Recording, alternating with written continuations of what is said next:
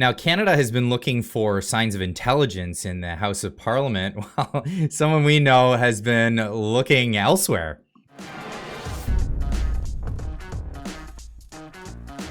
Marty up north, the newfound cryptozoologist. Welcome back, my man. You've been getting out. You've been doing some stuff, and I found you on social media, sharing some stories. I'm gonna play the clip, and then you can explain it to everyone here. This area is famous for Bigfoot sightings. I think Les Stroud, you know him, Survivor Man. I think this is the sort of the area where he saw Bigfoot, and I get asked that question all the time. Like, do you ever see Bigfoot? I'm like, I've never seen one, but I see evidence of their work all the time. Let me show you. Like, this is not natural, and it's not man-made. Something made this, and my theory is that later on the water will come here, and this is a way for the water to pool. It's kind of like a little dam, and then you'll have deeper water on the side so that he can come and get water. Or maybe when there's higher water, it's kind of like making a pool, and when he's catching fish, he can keep the fish in there alive for a while.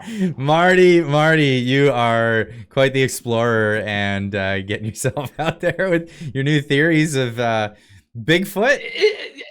I can't believe you've never found. I find evidence of Bigfoot all the time in my travels, and I probably do a video once a year where I find evidence. Actually, you cut it off short at the best part, because afterwards you could see where he had aligned rocks into different little pools for different purposes. There you go. He had done that. This is nobody else. Watch this. Watch right there. There's like paddocks, enclosures, and listen, no, it's all done in jest. It's all done in fun, right? I was out in the wilderness. I love to go out hiking in refresh my mind, and but I get, it's a genuine question that I get asked. I get asked that question all the time. Like, have you ever seen evidence of Bigfoot? So once in a while, I film something.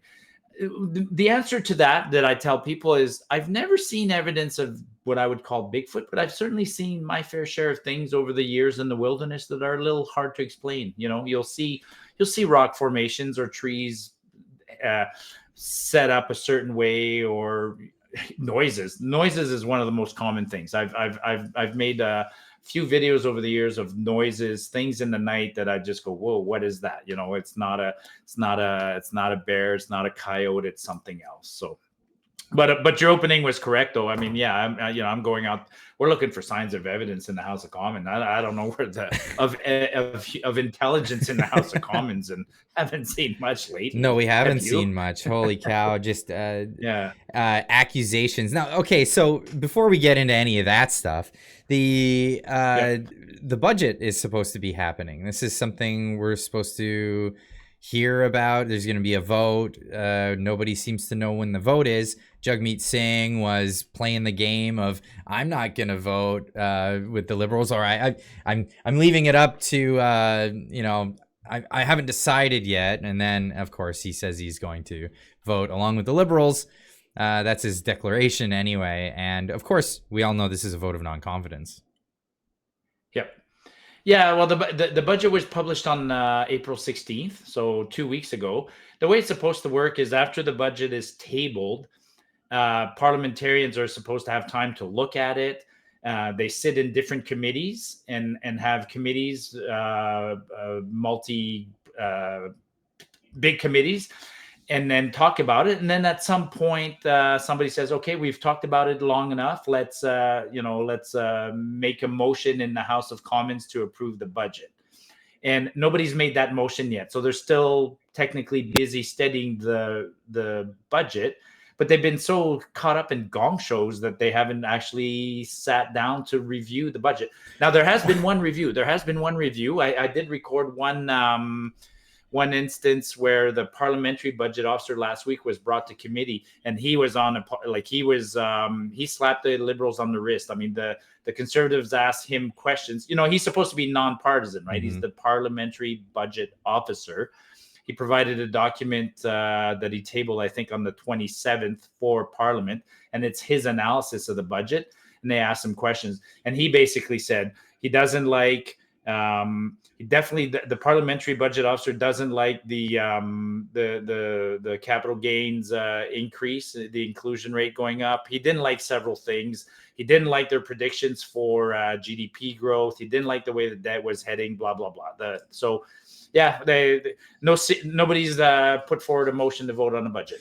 Well, so you got into a lot of things just right there. I wanted to show this off, that now that Jagmeet Singh has said that he's going to vote, nobody really cares much about him.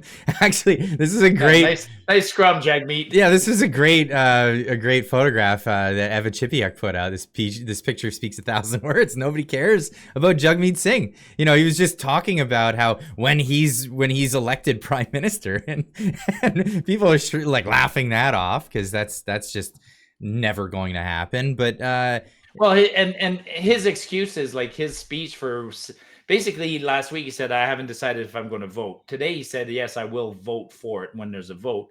And he said, we push for it. He kept insisting, I don't like the way the Liberals are going. I don't like this. I don't like this. But they threw in these 2-3 things we're in favor of. Like one of them, he's like, they threw in money for lunch program for children. It's like, no, they didn't, Jagmeet. That was long ago. That was a repeat. But apparently that's enough for him to...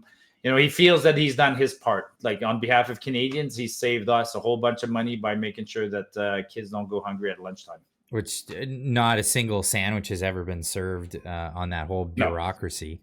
No. Now, this is where I say it's just a political game. Like Jagmeet Singh is just propping up the Liberals. That's all it is. They have an agenda, whatever you want to call it. They just both happen to be Jagmeet Singh, Trudeau, and Chrystia Freeland, by the way, buddies from the World Economic Forum. They're all members. They're all, what do they call them? Young global leaders. This is mentors, global leaders, things like that. So there's an agenda that's coming from that. Whatever you want to call them, a lobby group, a conspiratorial, you get into whatever you think that they are, but they definitely have an agenda, and the agenda doesn't fit with what the voters want in Canada. So they have until 2025 to do as much as they possibly can and do it before they get voted out, because that's the inevitability. If there's an election, we see the polls. It's not going to be a conservative, it's not going to be a liberal. You see a lot of Jagmeet doesn't wear one, but a lot of times when the MPs are in that lobby of the House of Commons and they're in the scrum, if you see up close, a lot of them have that little round circle on their lapel. I don't know if you could find a picture of that quickly, but it's like the Agenda 2030, United Nations. Anyways, it's like the 14 or 17 items. I call it the Schwabstica. And it's the circle with the and so they do have an agenda, man. They have the globalists have an agenda. And it's a scary agenda, because if you look at those items in there, they sound nice, right? Like a healthy population, wealth distribution, nobody left behind, stuff like that. It's like, no, it's population control, it's wealth redistribution, it's really there you go. Good catch. Where'd you find it? Man, you're good at searching stuff.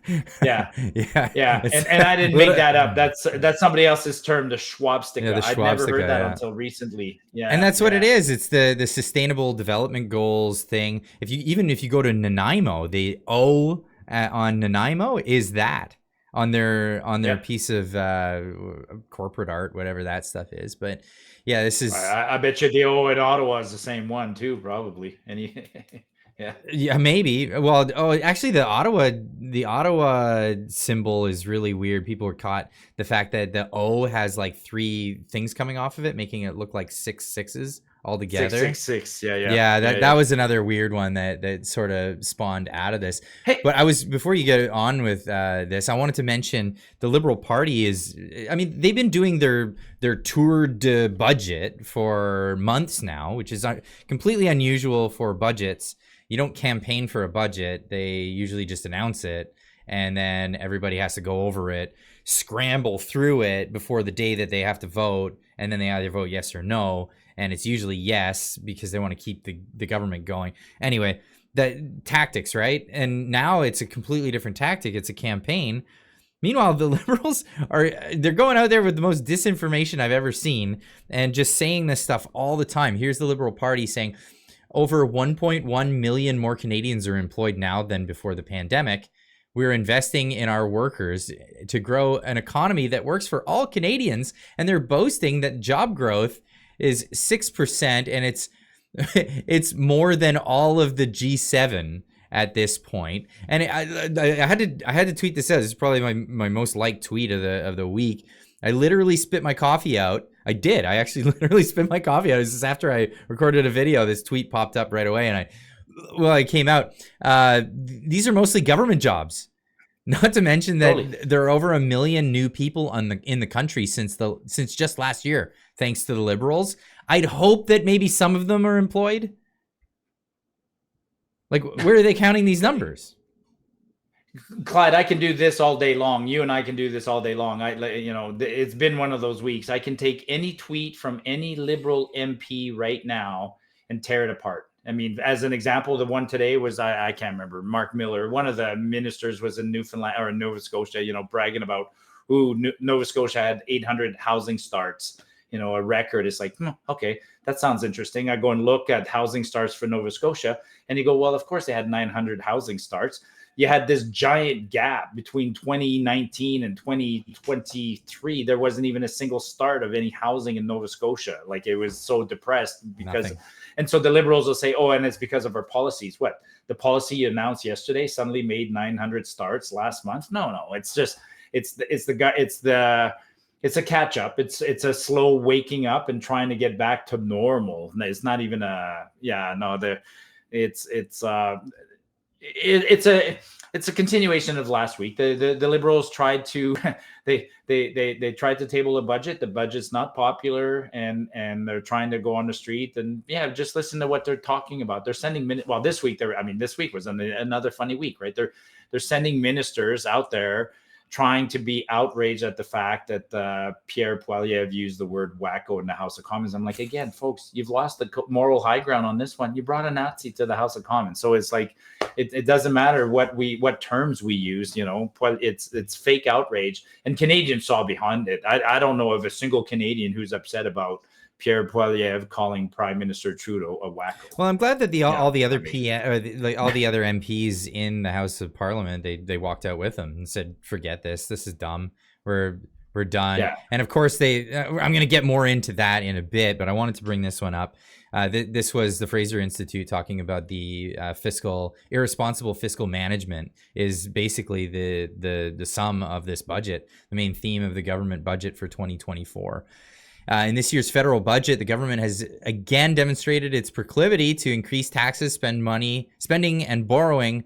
In 2024-2025 alone, the federal program spending will reach a projected $483.6 billion, billion with a B, an increase of 16.1 billion compared to the previous budget's estimates. This is crazy. They're going up and up, and then what's the final number actually going to be when we find out what they actually do spend? That's typical. That's the kind of comment that the parliamentary budget officer was making. Like, he has no choice. He took all the promises that have been made by the Liberals and whatever, and that's what he brought up in his report. It's like, you guys walked around saying, you made $68 billion of new promises, but you announced that the deficit stays at 40, and the deficit was 40 last year. And he's saying, I don't even think the deficit's going to be at 40. He's saying, I think the deficit's going to be 70. You've already made an extra 68. So therefore, the deficit for 2023-24 will be in the 80 to 90 billion range. Everybody's trying to make sense of them. By the way, hey, this is week 3 now of me waiting patiently for the Bank of Canada to issue its annual report. And I think it's all related to this. It's all related to this. It's all tied in. The Bank of Canada, it's all tied in. We talked about this last week. I mean, I think the Bank of Canada, the governor of the Bank of Canada is not able to do his job very properly because he has a government that's not cooperating with him. I mean, those two parties are at arm's length from each other, but they have to assist each other. And the governor of the Bank of Canada trying to bring inflation under control while the government keeps spending out of control is making his life difficult. But back to my story, the Bank of Canada is a crown corporation that has to issue an annual report. And it issued its annual report last year on April 24th. The year before that, I think it was April 22nd. Like it's almost like any public corporation has to issue its annual report for the year ended, sometime in mid-April. We're in May and they haven't published it. Every day I go on their website going like, have you published it? Have you published it? And I'm sure it's all related, man. Behind the scenes, the government doesn't want that to go out before the budget is approved, because when the Bank of Canada's numbers come out, my prediction, Clyde, is that they lost $7 or $8 billion last year. That's just the crystallized losses. The ones on the book pending are huge. Mm-hmm. And then if real journalists and analysts get their hands on the Bank of Canada report, they'll start saying to the government, like, whoa, like, what are you doing about this? When are you bringing inflation under control? When are you going to stop your reckless spending?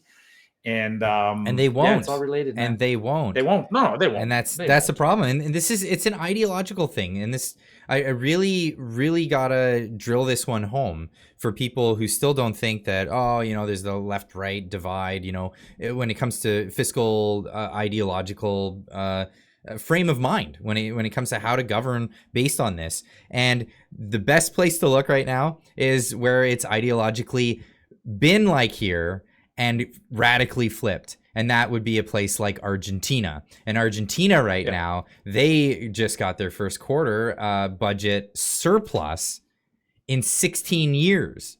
It's really that quick to turn things around when you're fiscally responsible. It really is crazy.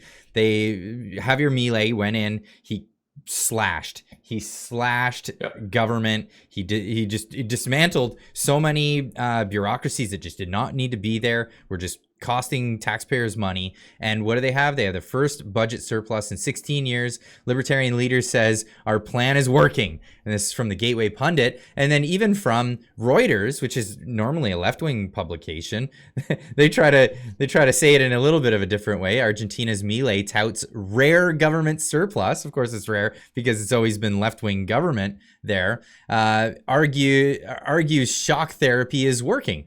And it really is working. And that's what's crazy about this. I'll leave a link in the description where people can read this article for themselves. It's crazy. I'm so glad he's doing it, actually. It shows that what can be done. And then hopefully it's done without riots and other things. So far, it sounds like everything's going pretty good, right? I mean, well, because people aren't going to riot because the people were past rioting, actually. And the jobs are coming, and that's how it works, right? And I said the same thing that's the way forward for Canada. I don't think the next prime minister, and I think it's going to be Pierre, I don't think Pierre has to go to these draconian austerity measures. I think you cut the useless spending, that's fine, and then you kickstart the economy, and you really properly kickstart the economy. Get people building houses, man. And the way to get people building houses is to bring the immigration under control, and then get rid of the red tape. Get rid of the carbon tax, bring inflation down, bring materials costs down, and get people building homes. And then, man, can you imagine? Like, it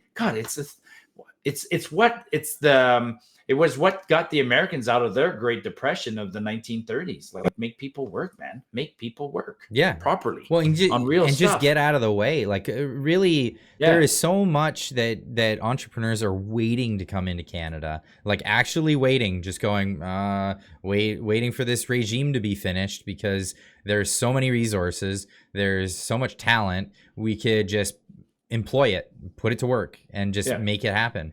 You have the government. Just needs to get out of the way. Look at this week. The governments, several governments, I think the Alberta government to a certain extent, the federal government, they're all trying to take credit for Trans Mountain Pipeline. The Trans Mountain Pipeline is 10 years behind schedule and $37 billion over cost. Yeah, pat yourself on the back, guys. They're trying to pat themselves on the back. I'm like, that's an example of monumental failure. Like, and even worse, that's a project that the private sector wanted to build. and the government blocked it so hard that then the private sector said, "Oh, we're out of here." Finally, the government went, "Ooh, we went too far. We need this pipeline." Then the private sector takes it, or the government takes it over and blows it out of the water by a factor of 4. It's and I fear the same thing with government housing and things like that. I like the solution is more houses, but not the government to build them. The solution is for the government to just get out of the way and let the private sector build houses. Well, if the government does it, they'll build ghettos. That's what they'll build. You'll have housing projects that'll turn into absolute ghettos. And is that what Canada wants or needs? No, it's something we want to avoid at all costs. It's what Mayor Gondek here in Calgary wants us to do. She's having a battle of a time right now. She's how's that recall going? The recall, well, recall is she received it. The clerk has to validate the recall. That's the part right now. It's so crazy, man. We're so process oriented. So they hired like the one of the clerks in City Hall hired like a staff of 4 or 5, and they're actually spending time going through the signatures and making sure that the signatures that are there are valid. Seriously. And then it'll get tabled. But in the meantime, Mayor Gondek is trying to push ahead with this blanket rezoning, which she's using as her excuse is that it does solve the housing crisis, but 600 or 700 people have put their name to speak and are being listened to, and it's just a good example here in Calgary of a city and a populace that have had enough and that are not letting a politician just bulldoze over. So and I hope we see more. Nothing is fixing the housing crisis at the moment, and it's just exacerbating. No. Housing prices are up here in my town. Houses are selling at record highs again. It's only going up. And incidentally, today was the day that the the ban on Airbnbs came into place. If you for you guys, if you have another property, and word is down the pipeline, because I know insiders in the industry, people are doing it anyway. They're just Airbnb-ing anyway. They don't care. They don't want to rent out to families. They want to rent out. It's just, that's not why they bought into the places. A lot of people purchase these places with the anticipation of having the revenue of an Airbnb, not the revenue of a renter. And these are going to be hard things for, this is examples of a capitalist free market manifesting itself, right? I mean, how do you stop that? Like short of the government hiring people to monitor the websites and see if anybody's still listing places in BC and going after them. I mean, it's like, you can't manage everything. The government can't manage everything. The people will. In fact, it gives me hope. That's one of the things I love about capitalism, is that as much as you try and crush it, and sometimes there might be occasions where it's the right thing to do to try and slow down some parts of the free market, but it's almost impossible to do, because that's what they are. They're free markets, man. Yeah. I mean, my funniest one is I landed in Quebec City one time, and there was a strike, and I couldn't get a taxi. And I'm like, what are the taxi drivers on strike for? They were protesting Uber. I'm like, well, guess what? I'm going to call an Uber. So, well, incidentally, the irony of the whole thing is Uber for the longest time wasn't allowed in, and they weren't allowed in because the taxi companies lobbied and had Uber not allowed in Vancouver, for example. And the irony of that whole thing is that the taxi companies are too few, and people want to be able to ride in them, but they don't issue enough licenses. Well, why don't they issue enough licenses? Well, it was the taxi companies that lobbied to have fewer licenses issued in the first place. Because they don't want competition. They don't want competition. Absolutely. And you try to explain this to some people, and they're like, why would the taxi drivers want this? It's a burden on them. No, they called for it. No, and now that Uber's allowed, they can't compete with Uber, and it's because of the regulatory burdens that they've put on themselves that's holding them back behind Uber. A lot of these taxi drivers that are licensed, they could ditch the license and just go drive Uber. Or sell their license and make a mint. Selling a taxi license is like selling a home now, I guess. I mean, they're worth a the license itself is Yeah. worth more than the money you'll make from driving the taxi. Crazy times. Hey, I don't know if it's related on this topic or not. No, it's not related. But what's going on in BC right now? So let me backtrack this. So the House of Commons was actually quiet today. It was serious today because they wanted to talk about the drug epidemic in BC. Mm-hmm. So what's BC trying to do right now? Are you guys is your premier reversing a decision on hard drugs or something like that? So this is where everything gets crazy, because in British Columbia, David Eby is losing in the polls, like massively. Yep. Like not even close. I thought I had the numbers up here. Losing to the Conservatives, similar to what's happening federally. He's but like, it's crazy. Like beating. Only a year ago, the Conservatives were under 10%. Okay. Like it's crazy how far it's gone. This is incidentally Drea Humphrey reporting on this, and she put this out there. They're now at 39%. They're above the NDP, and when they crossed that threshold, that the NDP freaked out. Because United even at one point was higher. They're the old Liberals that they used to be called the Liberals. They're called United now. Got it. And some of the guys in the Conservatives were kicked out of the Liberals, right? Like John Rustad, who's the leader here, and I think he was kicked out, something along those lines. And it was because of his stance on COVID. And now people are retrospectively going, "Wow, they were right. These guys were right, and look at what they're doing now. Maybe we should start looking at what the Conservatives are saying, because they've been right all along." So the issue around, let's say, so what you're kind of telling me then, or what I'm going to ask is, are the NDP suddenly magically trying to adopt conservative or right-leaning policies? Like, are they suddenly becoming tough on drugs and crime and things like that to try and re-win, or no, what's going on? In lip service only. So the thing is, they're not turning their back on the policies that they want. This whole idea of safe supply and open, drug use for people.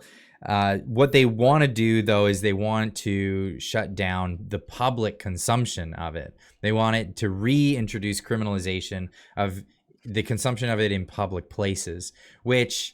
And Trudeau would have nothing to do with that in the House of Commons? Zero. Is that what it was like? Zero to do with it. And I don't know this. I don't know the actual legal framework behind it. Why Trudeau needed to give permission for British Columbia to make it legal in the first place. It must be a federal prohibition, and to put it back in place, I guess they need the permission of the Prime Minister for some reason. But David Eby is begging Trudeau, and Trudeau is saying a big old no, we're going to have open, and they're trying to ban it in particular areas too, in schoolyards, in hospitals. And it gets really crazy though when you dive down this story, because some of the things that are happening, like this is Bruce Banman. He's part of the legislature in British Columbia, and he was talking about what people are. This was happening because of a memo that went through in public health. Hey everybody, guess what? Bruce Banman here, and this is a weapon. That's right, it's a weapon. And guess where you're allowed to take this now? According to a memo that was leaked out by Northern Health, you're more than welcome to bring this into a hospital. What? You're also allowed to do drugs. Yeah, that's right. You can smoke meth, blow the smoke all around, you can do crack, you can do whatever you want, run around with one of these, and that's okay. Don't you dare try and light up a cigarette, as you shouldn't. And by the way, if you're a nurse and you didn't take the job, or a doctor and you didn't take the job, we're going to fire you. Yeah. Now you run the risk of getting jabbed by this. Yep. You know what? Dix and Eby would not allow a weapon like this to come into the legislature. They would not allow meth to be smoked in the legislature, or crack to be done, or drugs to be done in the legislature. So why the heck do they think it's okay to do in a hospital where the most vulnerable are? Someone comes in mentally deranged because they're high or have some kind of problem, and you can't confiscate something like this? This is This is insane. It's wacko is what it is. I think the word for that is wacko. Yeah. No, it's the world we live in, Clyde. I mean, yeah, it's the world of like, you know, I can go walk my dog in the dog park, and if my dog is unlicensed, they're gonna hit me with a $600 fine, but meanwhile, some guy sitting in the park, same dog park, smoking some crack and fucking whittling away on a knife like that, doing something, the cop walks right by him. I'm like, it's yeah, our priorities are messed up. Priorities are completely messed up, and it's not just British Columbia at this point, and this is probably why Trudeau doesn't want to relinquish this, because, well, you guessed it, Toronto is also asking for the same sort of policies. And this is from Brian Lilly. He's talking about Dr. Eileen de Villa in Toronto isn't telling the truth on drug decriminalization. That sounds like an evil word. Yeah, she's Eileen de Villa, DeVille or whatever. De Villa de Rue or whatever, the girl from the 101 Dalmatians. That's who she sounds like. Cruella. It's supposed to be Cruella. Cruel Devil, yeah. Cruella de Vil. Ties to claims.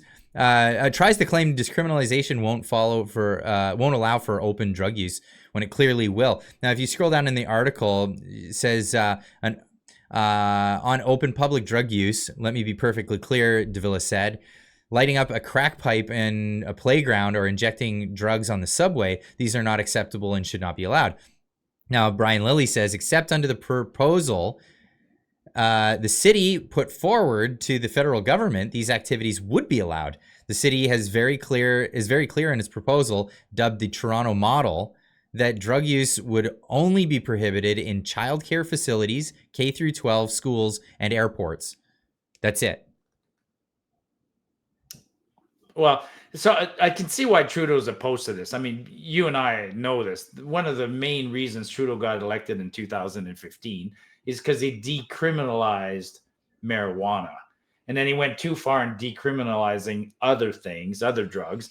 And he's not going to, it's actually the only thing he's accomplished. Like let's think about it. Sorry, it just fit. I'm laughing so hard. Like, it is the Trudeau's only accomplished one thing in 9 years. He decriminalized marijuana. So of course he's not going to recriminalize it. If he does, well, so nobody's asking for that to be recriminalized. I know, but I mean, I'm just saying. In all reality, now I want to point out an article that I think the readers should get into, and maybe I should leave a link in the description. Down. No, that's fine. This is a great article that Rob Haynes, actually, who's running for Conservative nominee in Burnaby North, brought to my attention, and this is from Leila Goodrich. Canada must choose recovery, not the failure of safe supply. And in this article, she gets into how, you know, this harm reduction program that they have through safe supply is not reducing harm. It hasn't worked. It hasn't worked anywhere where it's been tried. And in fact, we do have viable options.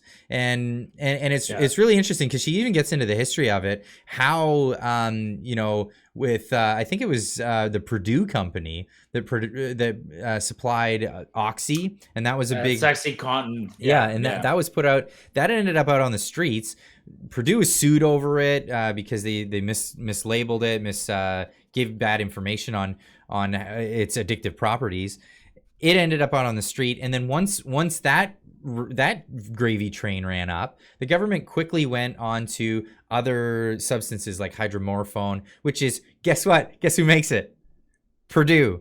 This is the same company who's supplying this, but now instead of going through prescriptions, they're going directly to the streets with this stuff. And then the drug users who don't prefer it are distributing this out to dealers. They're getting the stuff that they prefer, and then this is making the new addicts. Before you get into it, I wanted to point out that this article actually gives an alternative substance that I had lined up here. Oh, where did I hope I didn't lose it. But it's another product that's been introduced. Forgive me, I don't have the exact name for it here, but it's actually, you're thinking of a drug that like another product to wean them off of this one. Yeah, so this other product, and what's incredible about it is that it only needs to be taken once a month, and it actually gets it reduces the pangs of the addiction, and it only has to be taken once a month, and these users can then move forward and get off of these addictive substances. Yeah, but I mean, when you look at the story of, and it's been a lot, like I think there was the movie Painkiller and others. I mean, hydrocontin, whatever, that was the deal. It was all the additives in there made them a slow release. And anyways, what I was going to say It's Sublocade, and this is I'm only just learning about this, so I'll have more details on it at a future date as I read more about it. But it was only brought to my attention yesterday, and this seems like more of a viable option. If anything, this could be used with actual rehabilitation, not just enabling people by supplying them with the substances that they're after with their addictions. No, what I was going to say when I see stories like this is, it's okay to we make a bit of fun of it, but I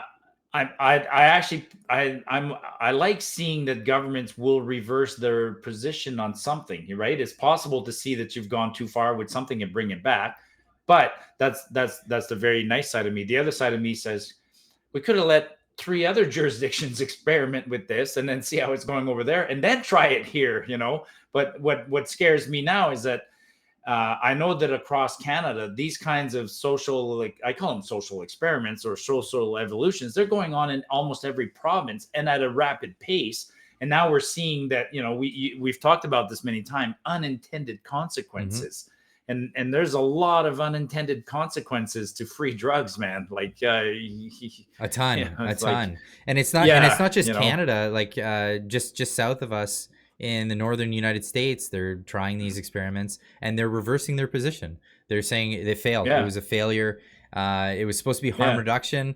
The harm went up, and in a tremendous way. And then it externalized a lot of the harm as well, not just on the people who are addicted to these things, but then it brought the harm into the community, and it brought the harm with violent crime, petty crime, all kinds of things. Yeah, I mean, me personally, I always had a hard time with these ones because I'm just of that generation that was I'm not the 1960s generation, and I wasn't the millennial. I was a generation in between that had it hammered into us for 30 years that drugs are bad, drugs are bad, drugs are bad, drugs are bad, quit smoking. So interesting times. Okay, well, and all of that, long story short, things are looking good for the Conservatives in BC. Well, they're looking good for Conservatives in general. We're looking at some of the new numbers here. It was an Abacus poll. Abacus data is showing CPC 44 up 44 points. LPC, I don't even know how these people. No, that's popular vote. Oh, popular vote. That's popular vote. Yeah, popular vote. Yeah. So the Abacus poll is suggesting that the Conservatives are even higher than they were before, and I can pull up the 338 data as well if you'd like, because it's really telling. The Conservatives are really well. What I find most. Yeah, this week hilarious is that I've been picking on Jagmeet. So have you. I mean, Jagmeet boldly went on Vassey's show today and said, like, when I'm prime minister, I'm like, where are you on that board there, Jagmeet? You're 4th. Yeah, no, good luck. Yeah, he's pulling behind the block. And we've had this scenario before. We had a government years ago with a Conservative government in power and a bloc in opposition, which makes for a really interesting government in this country. Very interesting. Yeah, it could be. It could very. I find it a shame. I truly find it a shame that we have to wait 2 years for the vote. Like yesterday, I made a comment yesterday. I thought the wacko comment aside. I think it just showed that the House is not a serious place. The Speaker has a hard time keeping things in order. The heckling is nonstop. We're not discussing real important issues like the budget. I think Canadians have lost confidence in the parliament. And I was like, maybe this is the time. Wow, wouldn't it be just amazing if for once in 156 years, the Governor General dissolved government because the governor said, you guys are, incapable of looking after the best, but that'll never happen. So we're stuck with two, we're stuck for two. It's a legality though, right? The legally speaking, the governor could say, you guys are idiots. Like, I'm dissolving government, but nope. Jagmeet is, yeah, let's talk about one thing real quick. Jagmeet, you know how last week in the couple of weeks he was always on and on about Galen Wesson and Loblaws and whatnot? Oh yeah, I guess he got himself a stupid little victory out of that one. Canadians apparently are going to boycott Loblaws. Like, is that supposed to go on? I live in the country. So we don't have Loblaws. I don't even have Loblaws where I live. So if you want to put on your tinfoil hat real quick, I mean, this isn't much of a tinfoil one. Politicians are not allowed to set up boycotts of publicly traded companies. Absolutely, they cannot do that. So Jagmeet Singh is not behind this whatsoever, right? Right. Totally not behind this whatsoever. But he's got his victory lap. He's going around bragging about it. This apparently started organically in a Reddit r/whinging about capitalism, I guess. I don't know. It was apparently 50 some odd thousand people who organized this, and they put together that they're going to boycott Loblaws. I pointed out that you can't boycott a thing that you're not already a customer for. Like I pointed out the fact that I only say that I'm boycotting Disney because I used to take my kids to Disneyland like once a year or every other year. And since they started doing their woke stuff and they're at the forefront of all that stuff, I just don't take my kids there anymore. I don't buy their movies. I don't buy Disney Plus. I don't take my kids to the theme park. Sorry, but that's a boycott. That's a real boycott. And I don't need a virtue signal about it. I'm just saying that this is something that I don't spend my money on anymore. But all these people that are complaining about Loblaws, I take it. I'm gonna guess that because they've been complaining about Loblaws for so long, they haven't been shopping at Loblaws. So if all of them don't shop there, well, there's no change. Well, and yeah, and again, back to the earlier theme of free market. You're free not to shop at Loblaws and go shop at Walmart's. So, and that's theoretically what's going to happen this week. So if 50,000 people don't shop at Loblaws, then those 50,000 people are going to go shop at Walmart. And maybe Walmart will be a really good corporate client and keep prices exactly the same. But if supply and demand works, suddenly Loblaw or Walmart will run out of something because 50,000 new customers show up there. And then the price of that item will go up a little bit. I saw that this week. I was like, what a weird thing. Incidentally, and we all know the stock for Loblaws is up. For sure, because Loblaw and the stock is up, but so are so many stocks and people. And I dove into the Loblaw story. I mean, there's a big difference, folks, between profits and revenue and earning. They're not all the same. No. There are three different lines on your profit loss statement. And you can have earnings that are way ups and you could lose money, and vice versa. You can have your earnings only up slightly, but it manifests itself all in profit. So, and right now, what did I see? People are up in arms because Loblaw's earnings are up. It's like, that's just because the Canadian dollars and inflation and a million more Canadians coming in buying more stuff. So of course earnings are going to be up, but I'll keep an eye on it. We'll see what happens. Incidentally, as well, I'm with you though. The people who complain are the other funny one was like the people.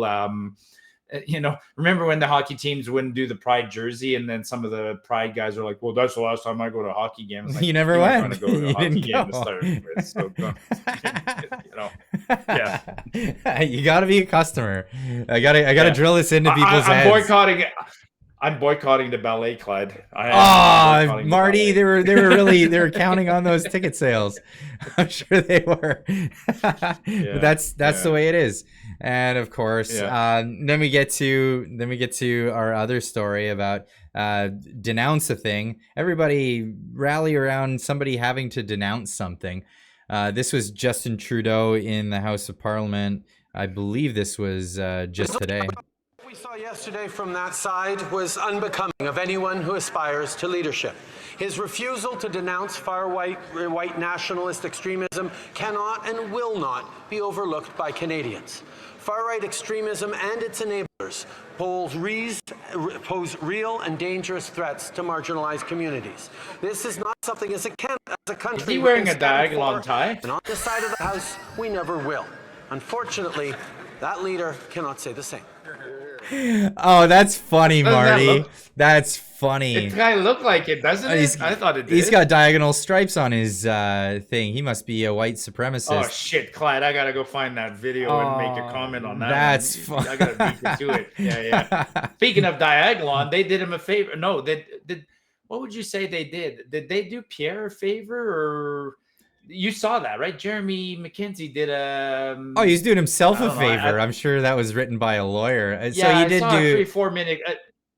I saw a 45-second clip. I think it's maybe a little bit long, but I saw 45 seconds where he's distancing himself, not distancing himself, but saying he's not associated with Pierre. I can't So remember. he did say that he's not associated with Pierre. He distanced himself from Sam Field, who's actually doing good work.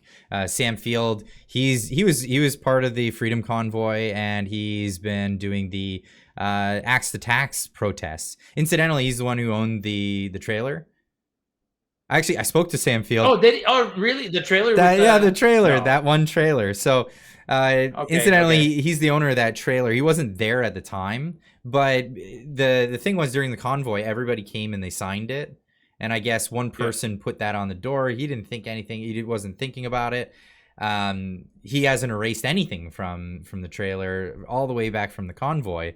And so anyway, distanced himself from Sam Field. Sam Field's a great guy. He's doing great work. Check him out. He'll be on the channel on Friday. I'm going to have him for the live stream to talk about the Axe the Tax protests, which he's been instrumental in, and a bunch of other stuff that he's doing online and doing fantastic work. I was not actually. He said I was on a call with him where I said I'd say hi to you for him. I was on a call. I was on a podcast with Sam. Oh, nice. Last week, last week I was, and he's in Nova Scotia. He's in Nova right? Scotia now. He actually used to live out here.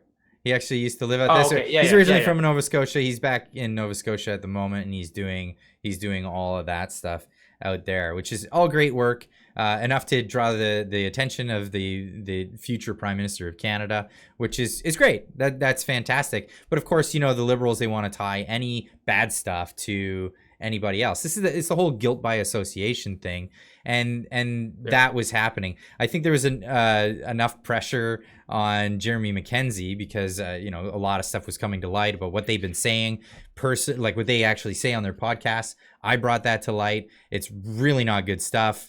I wouldn't personally want to be associated with it. I know Sam, when he found out that stuff, he was like, no way, not me, not even close. And why would Pierre Poilievre have to denounce something he's already denounced after he's already denounced it. Yeah, Well, he denounced well, after it. the incident where Jeremy McKenzie made jokes about doing awful things to Pierre Poilievre's wife. And incidentally, the threats just keep coming because after me speaking out about it, he laid a threat at me. I don't know if I'm even going to show that on the channel. But yeah, these guys, in my opinion, scum, saying scummy things. I don't agree with what they have to say. They say it's a joke, but then they get very serious on their podcast. So not bad me. college humor, and it's bad college humor that goes over the top, and then their true nature comes out once in a while on their humor, and it's not funny. Yeah, it's not even bad college and humor. It's not even the funny. only reason why I wanted to draw attention to it was because so many people were defending them as a knee-jerk reaction. Because you know, this is the way the media has been going. They'll call everybody's a racist, everybody's a misogynist, a homophobe, all of these things. And it's a case of the boy that cried wolf, really, in my opinion. They cried wolf so many times. They keep crying wolf to everybody that when finally you find a group of people that are actually saying these things, nobody believes it. Nobody believes it. They say, no, it's just a joke. We were told it was a joke. It's just a joke. And then you have really good people defending it. Now, I'm worried, actually, because I think this could be a strategy on Trudeau's side, to gather clips from that show and actually show what these guys are actually talking about. Because the clips are out there. I have several of them. I was showing them on Friday on the podcast. And then tying this not to them and not to Pierre, but to all the conservative leaning or libertarian leaning punditry and influencers online, tying those things together and then trying to ruin people's reputation, because this is the name of the game. Destruction of reputation. Well, they're going to try it with me now because I did a story about Bigfoot. You know what I mean? No, like it's like maybe the pro Bigfoot crowd's going to come after me now and go, Marty's like anti Bigfoot. He's a racist. He's a misogynistic racist lunatic. No, I'm on their side. I believe in Bigfoot. Wait, which side am I on? I can't remember. Yeah. Well, so that was my big concern, and that's why I brought these things up in the first place. And I got trolled a lot for a few days, and tens of people left the community, and it is what it is. I'm much more concerned about being fair to what's actually happening than. That's actually going to be a problem in the future, though. This whole our lives, like humanity's lives, is on display, right? Like future politicians. I mean, I've been asked many times, like, do you think you'll ever be a politician? I'm like, there's not enough time to delete my footprint. You can't, right? I mean, if I become a politician, they'll pull up these clips between you and me. They'll pull up my YouTube, my Twitter, whatever. I mean, you can you'll be able to find something and piece it together. Actually, it's going to get worse than that, because all they need to do now is you need to feed this video to an AI machine, and it'll quickly sort of make something up. Mannerisms. It'll learn my mannerisms and yours, and then after that, make up the rest. And we won't be able to tell. Like, the deep fakes are going to become problematic. That's a real possibility in the future. Yeah. They are getting better, and it's pretty. Hey, do you want to leave it on a quick funny note? Do you have any clips of Deanna Sharif? Oh, okay. I don't have any. So that's too bad. Oh, I can totally pull something up really fast here. Yeah. Do the viewers know who she is? I mean, speaking of, you reap what you sow, and being careful about, screaming wolf and this and that. Poor Deanna or Dina got caught up. So she's a perpetual protester, and apparently, and I don't even know if it's true, right? I mean, for all I know, she's an agent and she got picked up, and it's all part of the narrative. But right now, if I believe it, she spent the weekend in jail and had her hearing this morning or this afternoon. I don't know if she's out or not, but oh God. Why can't? But she's a crazy one. I've been on spaces with her. She's crazy. She's nuts. Oh, and the funniest thing was somebody uncovered a Sunshine Girl picture of her. So she was a Sunshine Girl in the 1990s. Are you kidding me? That's hilarious. That's actually really funny. Yeah. Yeah, and then I don't think they found it online. Like, you ever been to? You're a mechanic. You ever been to a shop where guys have like collections of Sunshine Girls on the wall? I worked in a shop where they used to cut them all up and put them on. Somebody found a paper one. Like, somebody found her actual, like, who kept the Sunshine Girl?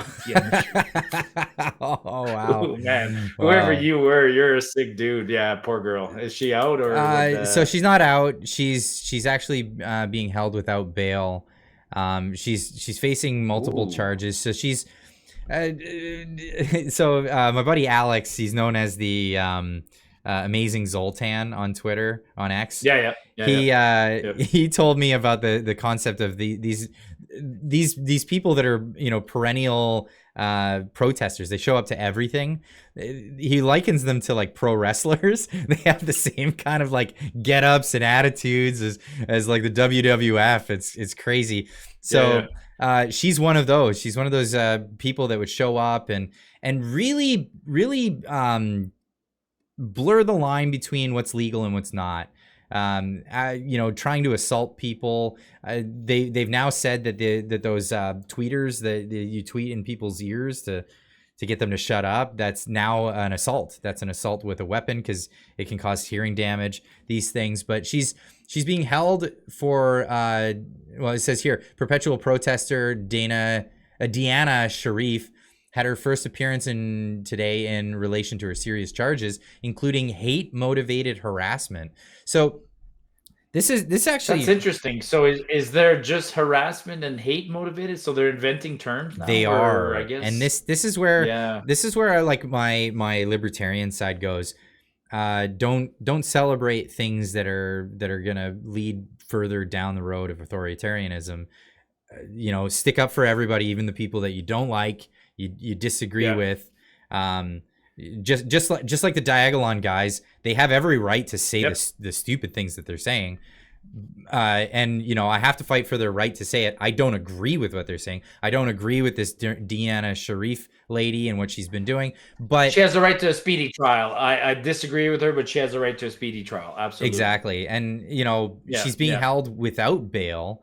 And I don't know if they're trying. Whose tweet was that? Is that Karina? Karina's not a lawyer, is she? Karina is a lawyer. A lawyer, but she probably is not accepted to the bar. She probably couldn't plead or defend anybody. I don't know, but she's not defending her. Right? I couldn't tell you that. I know that she's a lawyer. I don't know if she where particularly. Oh no, it says right there she's in custody and has retained Nora somebody for bail review. Okay. Yeah. So I thought maybe Karima had gone back to practicing law or whatever. Yeah. So she's gonna need a surety probably to get out. A surety, for people that don't know, is someone who's an affidavit, someone who will vouch for you.